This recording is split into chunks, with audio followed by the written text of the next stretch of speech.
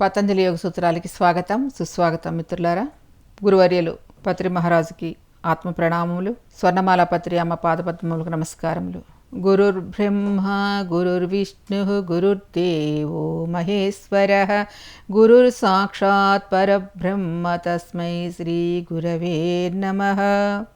చిత్తస్య వృత్తిమనురుధ్య సుసాధినాభిః జీవః సమాధిగచ్చతి యన్మతేన.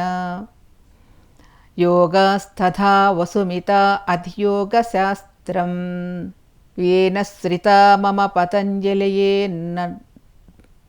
नमोऽस्मै. योगेन चित्तस्य पदेन वाचां मलं शरीरस्य स वैद्यकेन योपकरोत्तं प्रवरं मुनीनां पतञ्जलिं प्राज्ञलिरानतोऽस्मिन्. नमो हिरण्यगर्भादिभ्यः योगविद्यासम्प्रदायकर्तृभ्यः వంశర్షిభ్యః నమో మహత్భ్యః నమో గురుభ్యః. మిత్రులారా, గత ఎపిసోడ్లో మనం సంస్కార సాక్షాత్కరణాత్తు అని పూర్వజన్మ జ్ఞానం అని ఎలా తెలుసుకున్న వాటి గురించి మనం థాట్ ఫామ్స్ యొక్క మన అసలు ఎలా పుడుతుంది ఇలాంటివన్నీ కూడా మనం ఆ సంస్కార సాక్షాత్కరణాత్తు పూర్వజాతి జ్ఞానం, సంస్కార సాక్షాత్కరణాత్ పూర్వజాతి జ్ఞానం అనే సూత్రములో ఆ సంస్కారం గురించి, సంస్కార సాక్షాత్కరణాత్ గురించి, మరి పూర్వజన్మ జ్ఞానం ఎలా తెలుస్తుంది అన్న విషయాలన్నీ కూడా మనం వివరంగా తెలుసుకోగలిగాం. మరి ఈరోజు మనం మరొక సూత్రంలోకి ప్రవేశిద్దాం. విభూతి పాదములో 19వ సూత్రము ప్రత్యయస్య పరచిత్త జ్ఞానం. ప్రత్యయస్య పరచిత్త జ్ఞానం. ప్రత్యయస్య అంటే నమ్మకం యొక్క, పరచిత్త జ్ఞానం అంటే ఇతరుల చిత్తములో ఉన్న అభిప్రాయాలు తెలుసుకుంటా. ఇది సూత్రం యొక్క అర్థం ఏమిటంటే, ఇతరుల చిత్తమునందు సంయమము నిలిపితే ఆ చిత్తమునందు ఏమున్నదో తెలుస్తుంది అని చెప్తున్నారు. ఇతరుల చిత్తమునందు సంయమం చేయగలిగితే ఆ చిత్తమునందు ఏముందో తెలుస్తుంది అని చెప్తున్నారు. ఇది సూత్రానికి అర్థం. ఇక్కడ మరి కాస్త విశేషంగా తెలుసుకుందాం.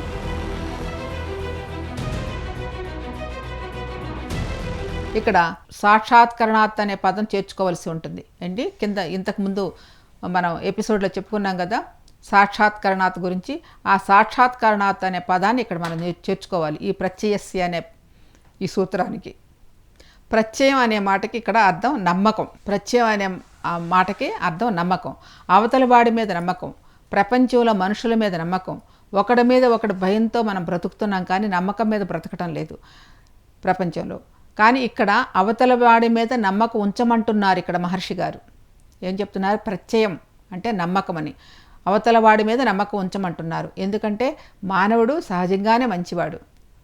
వాడికున్న పిరిగితనమో లేకపోతే భయమో బాధల వాటి వల్ల అపరాధి అవుతున్నాడు తప్ప వాస్తవంగా అతను దొంగతనం చేసినా, దోపిడీ చేసినా, ఇంకేదైనా తగలబగల కొట్టినా, ఏం చేసినా అది వాడుకున్న భయాలు భీతుల వల్లే. కానీ సహజంగా వాడి దగ్గర ఈ లక్షణం లేదని తెలియటం, ఆ తెలిసిన దాని మీద నమ్మకం ఉండటం, దాన్నే ప్రత్యయము లేక విశ్వాసం అంటున్నారు.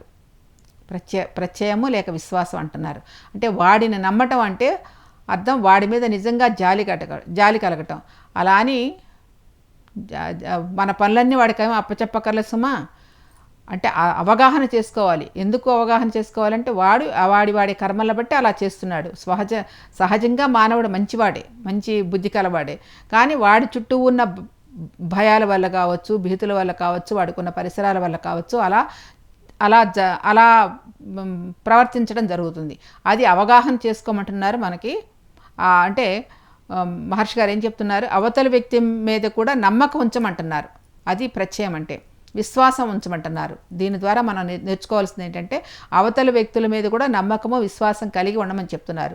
సహజంగా మానవుడు మంచివాడే అన్న విషయాన్ని తెలియజేస్తూ వాడి పరిస్థితులను బట్టి ఒక చెడ్డవాడుగా తయారవ్వచ్చు, కానీ వాడు సహజంగా మంచివాడైన నమ్మకం మనలో కలగాలి అని ఇది నొక్కి చెప్తున్నారు ఇక్కడ మహర్షి గారు.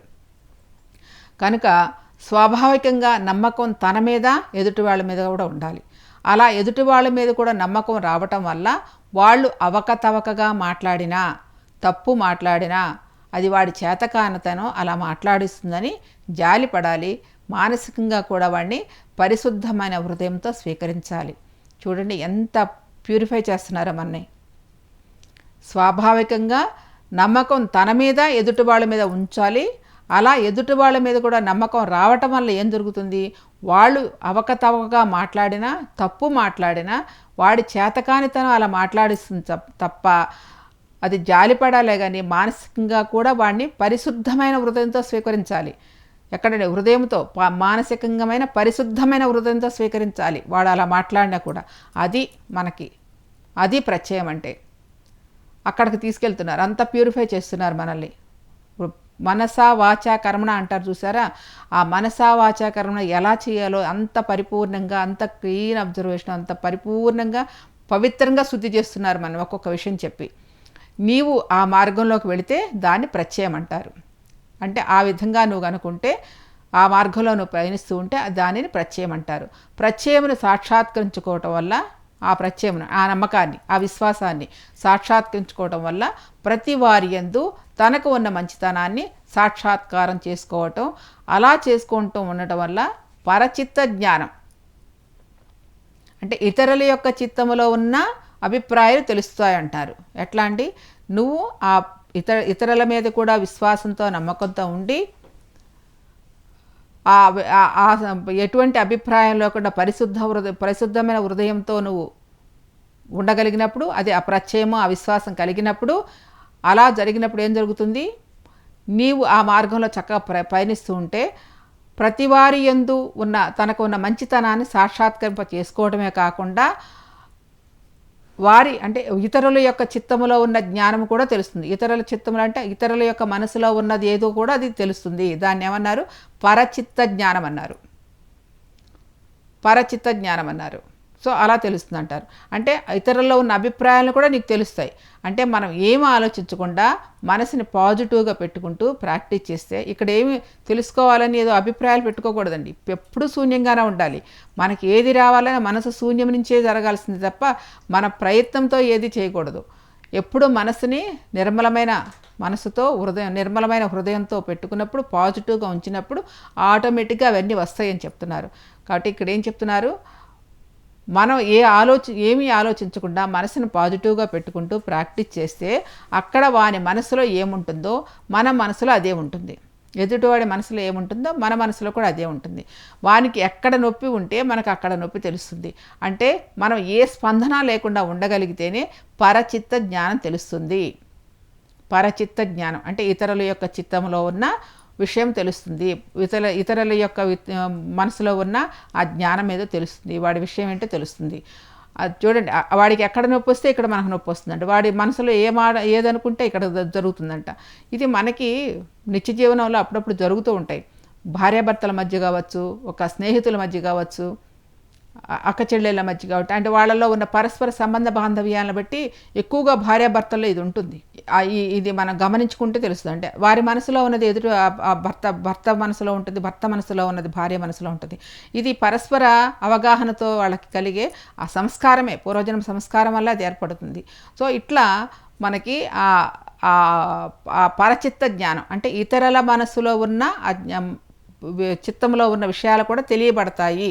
ఇది మనకి ప్రాక్టీస్ అంటే సహజంగా మన పాజిటివ్గా ఉన్నప్పుడు, మనసును మనం శూన్యంగా ఉంచుకున్నప్పుడు ఆటోమేటిక్గా జరిగే విషయం. అలా కాకుండా థాట్ రీడింగ్ వల్ల కూడా తెలుస్తాయి. కొంతమంది థాట్ రీడింగ్ చేస్తారు, అదొక విద్య. అది నేర్చుకుని అభ్యాసం చేసి తెలుసుకుంటాడు. ఇక్కడ చూడండి, మనకు అక్కడ ఇందాక తెలుసుకుంది మన ప్రాక్టీస్ వల్ల, మన సాధన వల్ల, మన విశ్వాసం వల్ల, మన యోగా సాధన వల్ల తెలుస్తుంది. ఇక్కడ ఏం చెప్తున్నారు, భౌతికమైన ప్రాక్టీస్ చేస్తున్నాడు. ఇది నేర్చుకుని అభ్యాసం చేసి తెలుసుకుంటాడు. కానీ ఇందులో చిత్త సాక్షాత్కారం ఉండదు. ఏముంటుంది, థాట్ రీడింగ్ ప్రాక్టీస్ చేసి చెప్పేవాడికి మనసు శూన్యం చేసి పెట్టుకుంటే ఎదుటివాడి మనసులో ఉన్న భావం తెలియడానికి ఏనుగుకి పెనుగుకు ఉన్న తేడా ఉంటుందంట. అంటే ఈ థాట్ రీడింగ్ భౌతికంగా నువ్వు ప్రాక్టీస్ చేసి వాడి మనసులో ఏముందని చేసేవాడికి అది అక్కడ చిత్త సాక్షాత్కారం ఉండదు. అది ప్రాక్టీస్ మీద కొంత తెలుసుకుంటూ ఉంటావు. కానీ యోగ సాధకుడికి అభ్యాసం చేసేవాడికి ఆటోమేటిక్గా మనసును శూన్యం చేసుకుని పాజిటివ్గా ఉంటే ఇతర చిత్తంలో ఉన్న విషయాలు తెలుస్తాయని చాలా చక్కగా మనం విన్నాం. అందుకే దానికి దీనికి తేడా ఏంటి, అది ప్రాక్టీస్ అంటే భౌతికపరమైన సాధనతో చేశాడు, అదేమో మనసు శూన్యం చేసుకున్నది ఆధ్యాత్మికంగా చేసింది. అందుకనే పీనుగుకి ఏనుగుకి ఉన్న తేడా ఉంటుందని చెప్తున్నారు. కాబట్టి మనసు శూన్యం చేసేది, మనసు శూన్యం చేసేది ఏదైతే ఉందో అది విశ్వప్రేమకు సంబంధించింది. మనసు శూన్యం చేసేది అంటే ఎవరైతే మనం ఆ ప్రత్యయం, ఆ విశ్వాసం, ఆ నమ్మకం ఉన్న కలిగి ఆ పరిచిత జ్ఞానం ఆటోమేటిక్గా మనకు కలుగుతుందో వారు చేసేది ఏంటంటే విశ్వప్రేమకు సంబంధించింది. ఎక్కడ నీది నాది అని ఏమీ లేదు.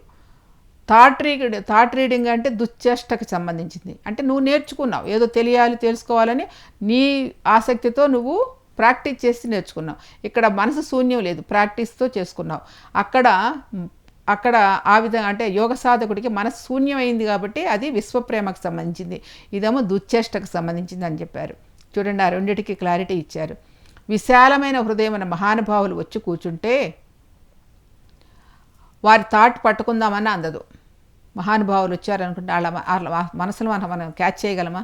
అసలు పొరపాటును కూడా మనకు అందదు. ఎందుకంటే వాళ్ళు ఉన్నది ఎప్పుడు కూడా థాట్లెస్ స్టేజే, ఆ చైతన్య స్థాయిలోనే ఉంటారు. అందుకని వాళ్ళ ఆలోచన అనేది మనం పట్టుకునే లేము. అంతే అంటే వాళ్ళకి అసలు ఆలోచన ఉంటే కదా పట్టుకునేందుకు, ఉన్నదంతా చైతన్య స్థాయి. అప్పుడు ఏం చేయాలి మనం? ఆ 2 చరణాలు తప్ప మనకు ఇంకొక గతి లేదు. అంటే అలాంటి మహానుభావులు వచ్చినప్పుడు మనం ఏమీ చేయకుండా వాళ్ళ చరణకమలాలను పట్టుకుంటూ ఒకసారి నమస్కారం చేసి కూర్చుంటే చాలు. అది విశ్వాసం అంటే, అది ప్రత్యయం అంటే. ప్రత్యయం అన్నా విశ్వాసం అన్నా అది. దాని గురించి మనకి చక్కగా 2 మహానుభావులు వచ్చినప్పుడు ఎలా ఉండాలి, మరి అలాగే మనకి మన మనసును శూన్యం చేసుకుంటే ఇతరులలో చిత్తం అర్థమైనప్పుడు అది విశ్వప్రేమకు సంబంధించిందని తెలుసుకున్నాము. అది కనుక ప్రాక్టీస్ చేసి ఎవరైనా నేర్చుకున్న వాడి చేత అది దుశ్చేష్టకు సంబంధించిందని తెలుసుకున్నాము. అలాగే మహానుభావులు అందరూ సమక్షంలోకి వెళ్ళినప్పుడు మన మనసంతా శూన్యమవుతుందని మనకు ఆ విశ్వాసం ఉంటే దాన్ని ప్రత్యయమని అన్నారు అన్న విషయం అర్థమవుతుంది. ఇక్కడ మనకి అలా చక్కగా మనకు పరిచయం చేశారు మహర్షి గారు. ప్రత్యయస్య సాక్షాత్కార అంటే ప్రత్యయమును సాక్షాత్కారం చేసుకోవడం వల్ల, అంటే మనం తెలుసుకున్న ఆ విషయాలు కావచ్చు, మన అవిశ్వాసము ఆ నమ్మకము ద్వారా ఆ సాక్షాత్కారం చేసుకోవటం వల్ల అవతల వాడికి ఏం కావాలో దానికి మీరు సిద్ధం అవ్వాలన్నమాట. ఎప్పుడైతే నీలో ఆ విశ్వాసం ఆ సాక్షాత్కారం కలిగిందో, ఆ నమ్మకం కలిగిందో, అవతల వ్యక్తికి ఏం కావాలో కూడా ఇవ్వటానికి సిద్ధం అవ్వాలి. ఇక అదొక్కటే ఉండాలి, ఇక వేరే నేను నాన్నదని లేదు. జీవితంలో అలా ఉన్నవాడికే పనిచేస్తాయి, అలా ఉన్నవాడికే పనిచేస్తాయి. అంటే ప్రక్కన ఎవరు వచ్చి కూర్చున్నా వాడికి మన వల్ల ఏం కావాలి, మన వల్ల వాడికి ఏం కావాలి అనే భావంతోనే చూస్తాడు. అంటే అక్కడ ఏంటండి, పూర్తిగా నిస్వార్థ భావం, సేవాతత్వం అని చెప్పుకోవచ్చు. అక్కడ తనంటూ లేడు. ఆ స్థితికి చేరిన వాడికి, ఆ ప్రత్యేక సాక్షాత్కారం కలిగిన వాడికి ఎదుటి వ్యక్తి వచ్చి కూర్చున్నా అతనికి ఏం కావాలి, ఏం చేయాలనే భావంతోనే చూస్తాడు. అంటే అప్పుడు వాడి మనసులో ఉన్నది తెలుసుకుంటాడు. అలాంటి వాడికి సర్వ ప్రపంచం వారి హృదయంలో ఉంటుంది. ఎవరండి? ఆ ప్రత్యక్ష సాక్షాత్కారం పొందిన వాడికి సర్వ ప్రపంచం వారి హృదయంలో ఉంటుంది. ఆ స్థితిలో ఉంటాడు. అలాంటి వారే రమణ మహర్షి, అరవింద యోగి, రామకృష్ణ పరమహంస. వారి సన్నిధిలోనే కాదు, వారి సమాధి దగ్గర కూడా కూర్చున్నా కూడా అంతటి సంతోషాన్ని, అంతటి ప్రశాంతతను అనుభవిస్తాము. ఇదండి ప్రత్యక్ష సాక్షాత్కరణాత్మకి అర్థం. మరి కొత్త కోడలో కూడా పరిచయం చేయడానికి తీసుకెళ్తున్నారు. విభూతి పాదంలో 20వ సూత్రం, నచ తత్సాలంబనం తస్య విషయభూతత్వాత్. నచ తత్సాలంబనం తస్య విషయభూతత్వాత్. అంటే చ అంటే మరియు, తత్ అంటే అది, అంటే పరచిత్త జ్ఞానం. నా ప్లస్ ఆలంబనం అంటే ఆలంబనంతో ఉండదు. తస్య అంటే అతనికి, అంటే యోగికి, అవిషయభూతత్వాత్ విషయం కాకపోవటం వలన అని అర్థాలు. మరి సూత్రార్థం ఏంటంటే, ఈ పరచిత్త జ్ఞానం ఇతరుల చిత్తం యొక్క స్థితిగతులను మాత్రమే గ్రహించగలదు.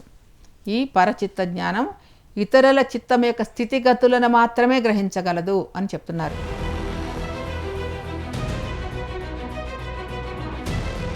అదేమిటో తెలుసుకుందాం. అవిషయ భూతత్వాత్ అన్నారు. అవిషయ భూతత్వాత్ అంటే విషయం అంటే లక్ష్యం. ఎదుటివాడి మనసులో ఏముందో అనేది యోగాభ్యాసం చేసే యోగికి లక్ష్యం కాకపోవటం వల్ల అది ఆలంబనంగా వీడి దగ్గరకు రాదు.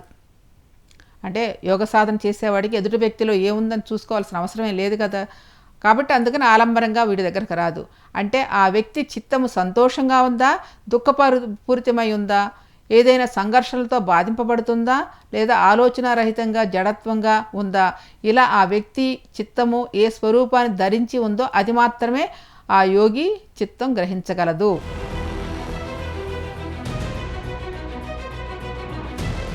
అర్థం చేసుకోవాలని ప్రయత్నం చేద్దాం. అంటే అవిషయాభూతత్వాట, విషయం అంటే లక్ష్యం అని తెలుసుకున్నాం. ఎదుటివాడి మనసులో ఏముందో అనేది యోగాభ్యాసకి, అంటే యోగ సాధకుడికి లేకపోతే ఒక యోగికి అది పెద్ద లక్ష్యం కాదు. అంటే ఎదుటివారి మనసులో తెలుసుకోవాల్సిన అవసరం లేదు.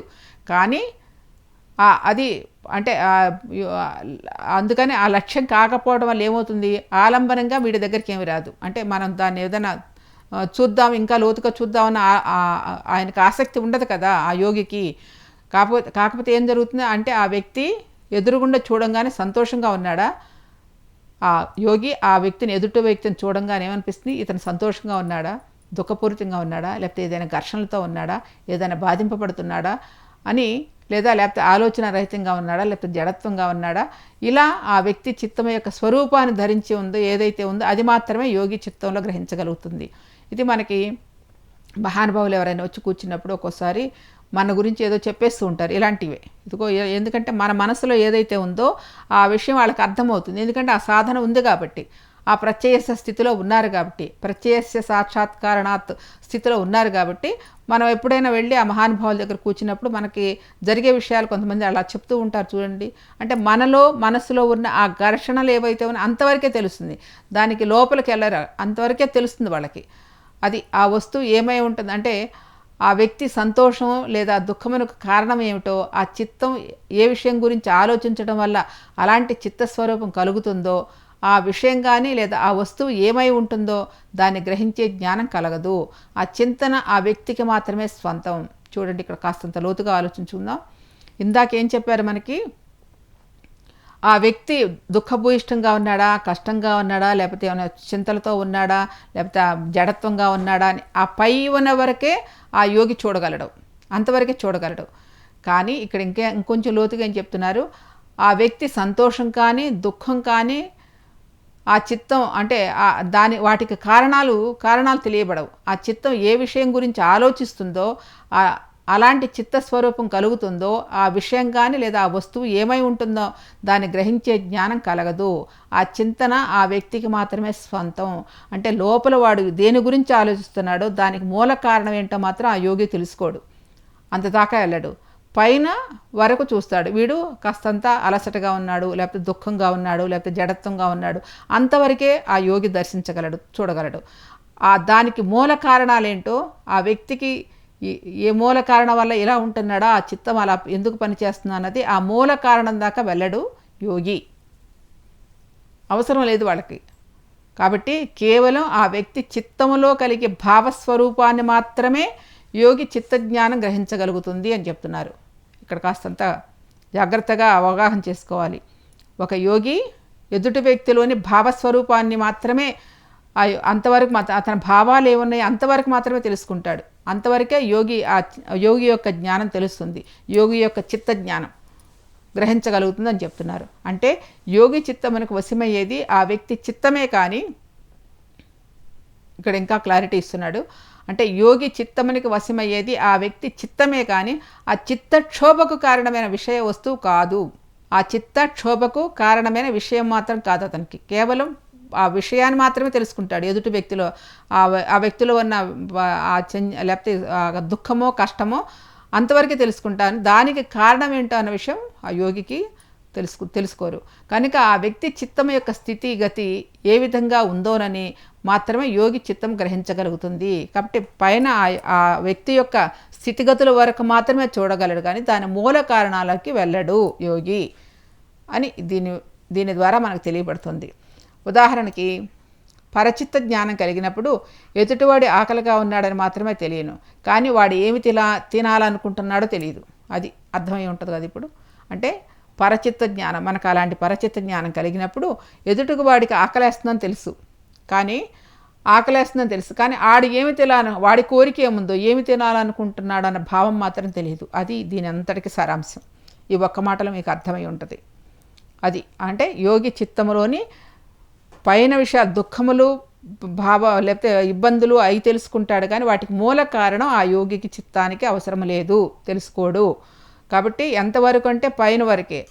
ఉదాహరణగా ఏం చెప్పాడు, ఆకలిగా ఉన్నాడంటే ఆకలి వేస్తుందని తెలుసు అతనికి, కానీ అతను ఏం తినాలని కోరుకుంటున్నాడో అతని చిత్తంలో ఏ భావం ఉందో మాత్రం తీసుకోడు ఆయన. యోగి తీసుకోడు, అంత దూరం వెళ్ళడు ఆయన.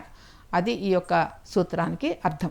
సో మరొక సూత్రం ద్వారా మనకి ఇంకాస్తంత లోతుల్లోకి ఇంకా తీసుకెళ్తున్నారని మనకి 21వ సూత్రము విభూతి పాదంలో, కాయ రూప సంయమాత్ తద్గ్రాహ్య శక్తి స్తంభే చక్షు ప్రకాశ సంప్రయోగాన్ అంతర్ధానం. ఇక్కడ కొన్ని విషయాలు తీసుకొస్తున్నారు, ఇంకా కొత్తవి. కాయ అంటే ఈ శరీరం యొక్క, రూప అంటే రూపం యొక్క, సంయమాత్ అంటే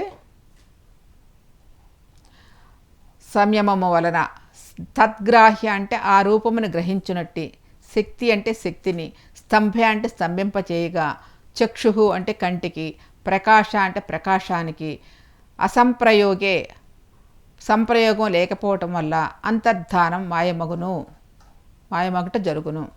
అంటే ఇక్కడ సూత్రం యొక్క అర్థం ఏంటంటే, కాయం అంటే ఈ దేహం, దాని రూపంతో సంయమాన్ని చేసినప్పుడు యోగి నేత్రానికి ఉన్న గ్రాహ్య శక్తి నిరోధింపబడి అతడి నేత్రాలకు చూసే శక్తి స్తంభించినప్పుడు యోగి శరీరం అంతర్ధానమవుతుంది.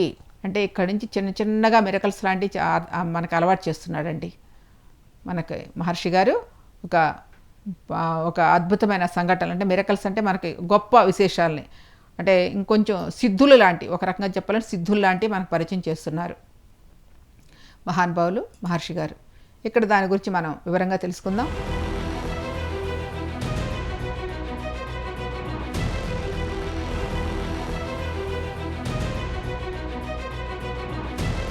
మనం ఇంద్రజాల ప్రదర్శనలు చూస్తూ ఉంటాం కదా, ఒక్కొక్కసారి మనం బయటకు వెళ్ళినప్పుడు చూస్తూ ఉంటాం కదా. ఇంద్రజాలకుడు తన విద్యను ప్రదర్శించడానికి కొన్ని వస్తువులు ప్రత్యేకంగా తయారు చేసుకుంటాడు.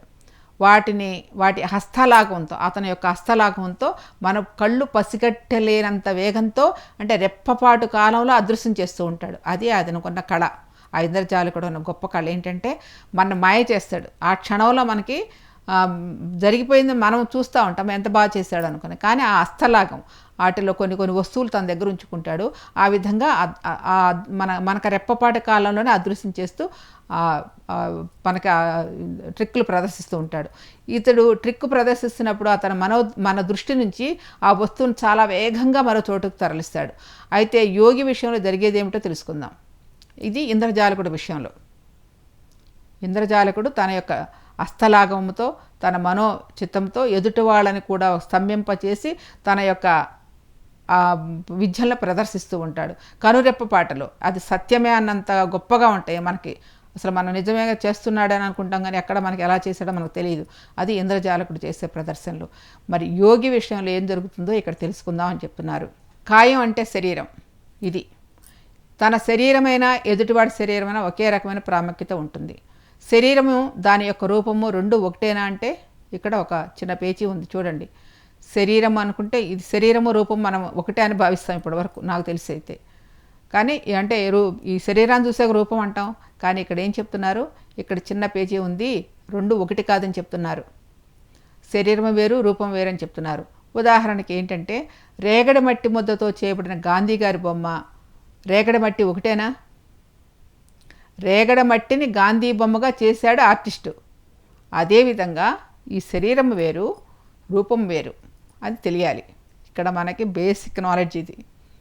ఇక ముందు తెలుసుకోబోయే సూత్రాలకి ఇది పునాది లాంటిది ఈ సూత్రము మిత్రులారా.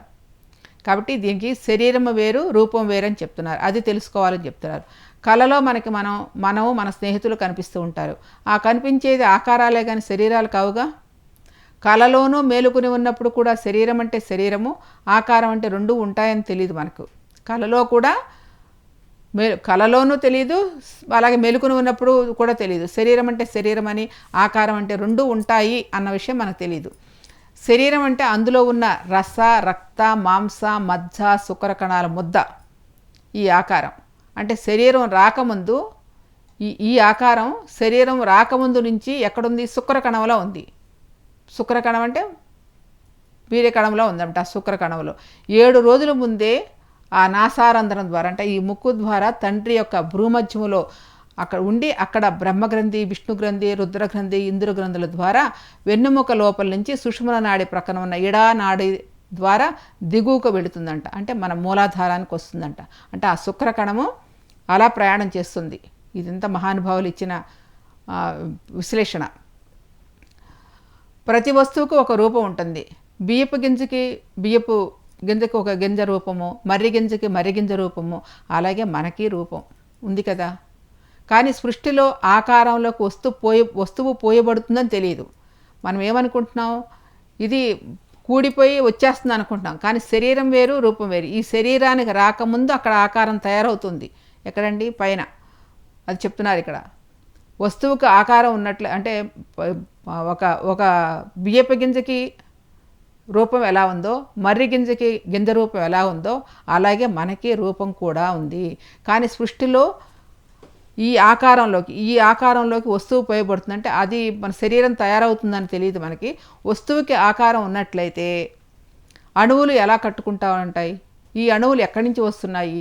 అణువుల యొక్క మూలం ఏమిటి అంటే తెలియదు. వీటన్నిటి గురించి ప్రాచీన శాస్త్రజ్ఞులు లక్షల సంవత్సరాల క్రితమే తెలియచెప్పారు. ఇవన్నీ మనం మర్చిపోయాం. కనుక కాయము యొక్క రూపము తేడా తెలుసుకోవాలంటే రాబోయే సూత్రాలకి ఇది పునాది అవుతుంది. కాస్త అంత క్లిష్టమైన విషయమే మరలా చెప్పుకుందాం. ఈరోజుకి సమయం మించిపోయింది కాబట్టి రేపటి ఎపిసోడ్లో మళ్ళీ దీని గురించి కొంచెం చర్చించుకుని మనం ముందుకెళదాం. అంతవరకు సెలవు మిత్రులారా. పతంజలి యోగ సూత్రాలు, శాస్త్రీయ సాధనా దృక్పథం, జీవన విధాన సారం. సంప్రదించవలసిన చిరునామా pyramid house, Machavaram, Vijayawada 520004. Phone numbers 9848170801, 9848192801 మరియు PMC publications 8-2-603/1/3, third floor, road number 10, Banjara hills, Hyderabad 5,34,000. Phone numbers 9398676126939867612.